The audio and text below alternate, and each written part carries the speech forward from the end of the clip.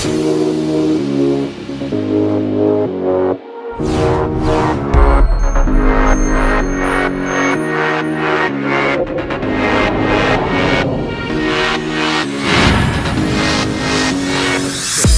we are now 100% live. Apologies for the little couple of minutes delay there. We're getting Peter set up on a emergency laptop. It looks like it's good. Everything is good to go. People are signing to the chat. Let's welcome tonight's special guest, Mr. Hollyoaks himself, Peter Hunt. Peter, welcome. Thank you so much for being here, mate. Thank you for having me. Absolute pleasure. How good is this? It was to the wire, but look how To the wire, this is what happens. I told you, me and technology don't mix. I should not be left to things like this on my own. It's all good. Honestly, we made it like just a couple of minutes late. Let us know you can hear us loud and clear. Got loads of people who are joining here at the moment. There's quite a lot of people as well who haven't signed into this chat box. So beneath this video, if you're watching live, you will see a chat box that you can log into with a social account. So one of your Facebook accounts or your Twitter account, etc. That's dead easy. Then it's going to bring in your name automatically and your picture. Make sure you've done that. If not, otherwise don't have a clue who you are. You might not be able to answer any questions. Massive shout out too. So Peter, we've got loads of people watching. Let's give some people a big welcome. So we've got, you might know some of these people. You won't know Richard Haler from Miami, English actor out in Miami. You know, he's like smashing it out there. Wants to work over here. Be hearing from him tonight. Shout out to you. Why? Surely the weather's got to be better there. It's probably a bit better. Although it's been pretty nice today. We've got Dawn Wolfington, Tracy Briggs, Simon Nuckley, Bill Blackwood, Heather Walker. Congrats on your job in Vera, Heather. I noticed you put that on Facebook today. We've got Dawn, we've got Lee Petcher in the house as well. Petcher's just been vlogging with me today. I can see Mark Joseph's here as well. Mary Fogg is here. Ruth Curtis, Alex Nair, and loads of other people who haven't signed into the chat. So do sign into the chat and let us know if you can hear us all loud and clear. Fingers crossed, technology will, will stand up for us tonight. So whilst people are getting their questions in, because this is a live Q&A, guys, there's no like structure for this in terms of me and Peter haven't planned anything. It's entirely to serve you guys. It's not going to work unless you ask your questions, and there are no stupid questions. I say this all the time, bar the questions you don't ask. Don't leave tonight not having asked your question, regardless of whether you think, oh, I can't ask that, people think I'm stupid. They won't think that at all. If you ask it and you don't know the answer to it, chances are someone else on here doesn't know the answer either and would like to know it. So whilst people are doing that, Peter, how's it going? I mean, I've not had you on the site for like, what is it, 2 years? Yeah, and every now and again, that old interview that we did that I actually have never listened to because I don't like hearing my voice back seems to keep resurfacing, and it's nice to know it's still out there, but I wonder if my opinions are still the same 2 years on. Well, I'm sure the world's moved on. I was listening to it before. There's some things that you said that I think are evergreen though. One of the things that you said that I actually put into an ebook of mine called 7 Secrets of Casting Success that people can go and get for free. You just need to text casting to 82228. You'll get it for nothing. You said it is not, I'm sure this was you said auditions are not line learning exercises, because I think that's what a lot of people thought they were. As long as they know the lines, that's it. That was something you said. Does that still stack up?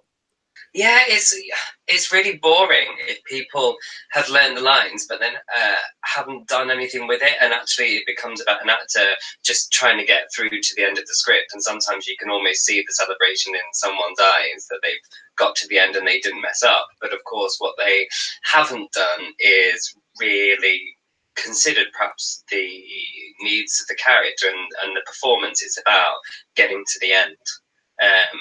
And I think that's a bit of a worrying place to be. You've demonstrated you've learned something, which is great, but you've lost that spark, actually. And if that means you have to go down and get your line a couple of times, then I'd much rather that a performance be there than it be a very well-learned piece. Yeah, I've seen that quite a lot when I've sat in on castings. People's performance gets really like so much better in the last line when that relief hits them and they go, oh my God, I've got to the end. It's like if you could have just performed like that from the beginning, would have been a lot better. Definitely. So what's going down in Hollyoaks land that you can tell us at the moment? You don't have to give any spoilers away, but you're quite, I think since you've been there, I don't know whether it's the influence you bring to it, but you've been quite bold in your casting decisions. There's been like, people, I remember you telling me it excites you when you bring like wild cards in, and you're like, this person would never normally maybe have been, in the mix, but I've thought, well, you know what, this might be interesting, let's bring it in. Anything you can tell us? Any like undiscovered talent you've been like, this guy just found this amazing actor or whatever? I'm trying to think. There's been quite a few, and for me, it's about finding actors in different places now, rather than typical 3-year drama schools, which I'm certainly not saying that there's not a place for, but I think it's, we want to see different people on screen, and it's realizing that not everybody has had the luxury to go to a London drama school for 3 years or the finances to do it. And actually, I think I totted up last year, 6 of our regulars that came through had come through non-traditional drama school routes. And I suppose one recently, which has been in the media quite a lot, is we've cast an autistic actress rather than have an actor play autism. Now, that was quite a challenge for us. And I think one thing I always like to do is see authenticity on screen. And I think that a role like that on screen needed to be played by somebody with autism. So we saw 150 girls because I wanted to get it right and give everybody that applied really a chance to be seen. I'm very pleased with the young 16-year-old actress that we got in the end. So. That's awesome, man. I'm like so big. I'm so partially sighted and visually impaired. And it was a few years ago, I was going for a role of a visually impaired guy in really high profile drama. And I didn't end up getting that role. They wrote me into it because I went through about 8 auditions for this role. And the show went on to win a BAFTA. It was amazing. But the guy who got the role didn't have it. And I was kind of brought on as a consultant to go, well, what would he be able to see in this situation? And there was a bit, I've not got a chip on my shoulder at all, but there was a bit of me that's like, if you just get someone who, maybe if he looked a little harder, and if I was too old for the role, I think I was a little bit too old, even though obviously I look super young. But, it's like, if you just maybe looked a little bit harder, you could have got somebody, legitimately who had that role. And I've even heard things, kind of on the grapevine when there's been people wanting to cast, disabled actors in stuff where people have gone, well, you know what? Yeah, he's got it or she's got it, but they don't look disabled enough and stuff like that. And I'm like, oh my God, like, it seems like the industry's moving forward a little bit. We're getting a lot more diverse now, but it's really nice that, like, you decided to go down that route. Were you ever tempted not to, or would it have been easier at times? Were you like sometimes like, oh God, I'm seeing 150 people, this is too much? It would be easier to get someone who wasn't? I think for some people, they would say that. And I think I said quite earlier on when there were discussions about the character coming in, is I was always quite direct in the fact that we had to open this out to somebody who actually had autism. And I think what's interesting about it is the fact that it's a female with autism who actually, from what I learned throughout this whole process, is that women with autism don't tend to get diagnosed until later in life. Oh, and right, actually wow. Meeting a lot of people were saying actually they were really excited about the representation of a young teenage girl having autism and being able to represent them on screen. So I think that's what I'm keen to do in our show, is make sure it represents the people that watch it. It's great. And I mean, obviously you do, Annie Wallace, I went to drama school with her. She's the first trans actress in a soap playing a trans character, etc. So Hollywood is pretty much at the forefront of that sort of stuff, isn't it? Do you think that's because of Channel 4? I think it's because of Channel 4. I think it's because of the producers, directors, and the stories that we want to tell. And I think our show has a really young audience, and what they want to see is the real world, and there's lots of... I was watching this program about gender the other day, which I found hugely interesting, and just making sure that we're not being stuck in our ways, and that we are representing different groups of people and telling those stories. And for me, it's that young people or anybody really watching our show should be able to watch it and identify with families or characters or storylines.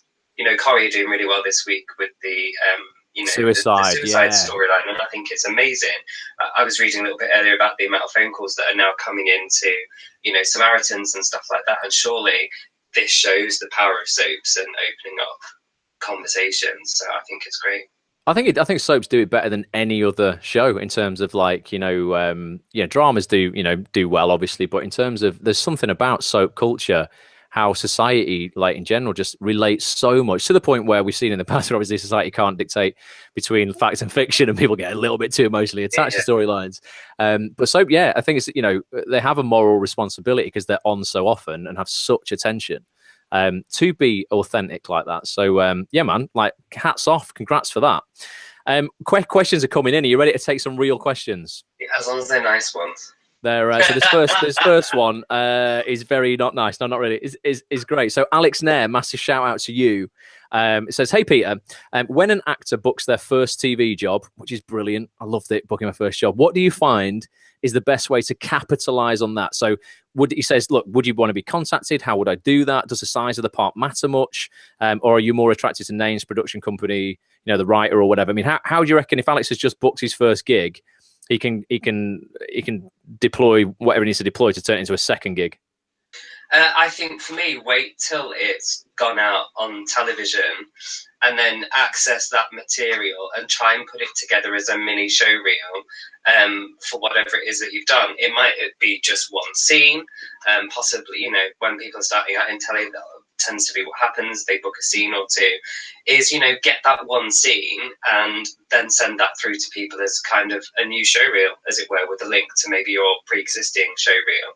I think what's really difficult and really hard is when actors write to you and go, I'm in Doctors on Thursday lunchtime, or I'm in this Saturday's Casualty.